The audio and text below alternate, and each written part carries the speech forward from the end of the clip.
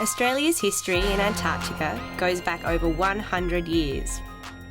The first Australasian expedition to Antarctica was led by Sir Douglas Mawson, who landed at Commonwealth Bay in 1912 at the site we now know as Mawson's Huts. Mawson and other early explorers realised Antarctica's importance to Australia, as a neighbouring continent to our south, and for its potential for scientific research. Because of the efforts and vision of people like Mawson, Antarctica is now the only continent in the world set aside for peace and science. It's protected by the Antarctic Treaty System, an international agreement that ensures Antarctica is used for peaceful purposes only, with no military activities or bases allowed there. It also allows countries open access to do science in Antarctica. Australian scientists are looking at the role Antarctica and the Southern Ocean play in global climate systems, and how changes in the environment are affecting the plants and animals that live there. Our scientists study most species in the food chain, from the large animals like whales, seals and penguins, down to the much smaller species such as krill and microscopic plants called phytoplankton.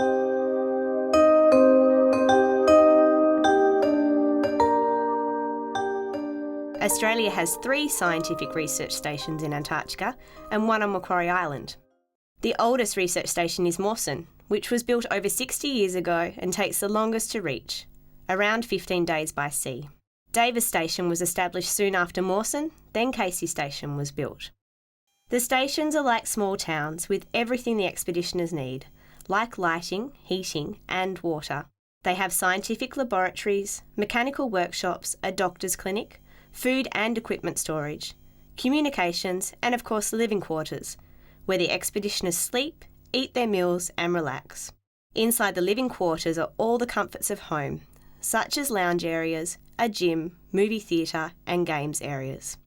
The stations all have carpenters, renovating and fixing things, mostly inside over winter. There are electricians and plumbers to make sure there is fresh water and to look after the wastewater treatment. There are mechanics who keep the generator going for lights and heating, and who also look after the vehicles on station. The machinery includes over snow-tracked vehicles called haglins, which are ideal for taking people and equipment out into the field. For shorter trips, the expeditioners use quad bikes. People from the Weather Bureau observe and forecast the weather, and communication staff keep all the radio, satellite and computer equipment going. A doctor lives at each station to look after the people's health and in case anyone gets sick or has an accident. Most important is the chef, who cooks all the meals, unless on a day off when others take their turn in the kitchen. Food is a big part of daily life for the expeditioners. Food is resupplied once a year when the ship arrives. The only fresh food during the long winter months are the vegetables and herbs the expeditioners grow in a hydroponics facility. It's a popular place to work because it's warm and the expeditioners love having fresh lettuces or tomatoes.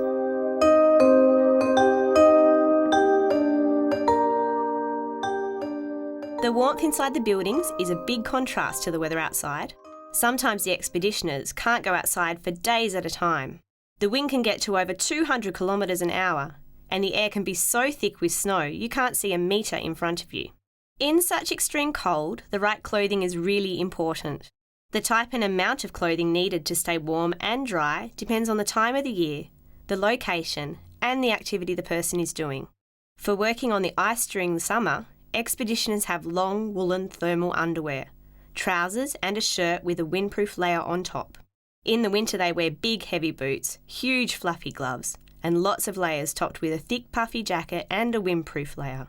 When walking, skiing or working outside, you need to have layers of clothing so that they can be easily adjusted. It's important not to sweat, especially in winter.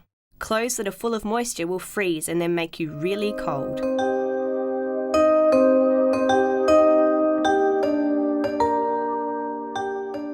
The Antarctic expeditioners love celebrations, especially midwinter, which is the shortest, darkest day of the year, around the 21st of June. For a couple of weeks around this time, the sun doesn't rise at all. Life on station continues pretty normally, with regular chores and activities, but everyone stays mainly indoors. From that point on, the expeditioners have the return of the sun and longer days to look forward to. Midwinter is traditionally celebrated with a swim.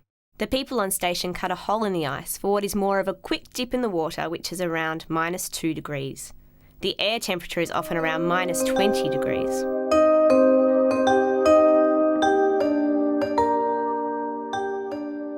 It is at this time of year that expeditioners start to think about when they will return home to their family and friends after having been in Antarctica for a year or more.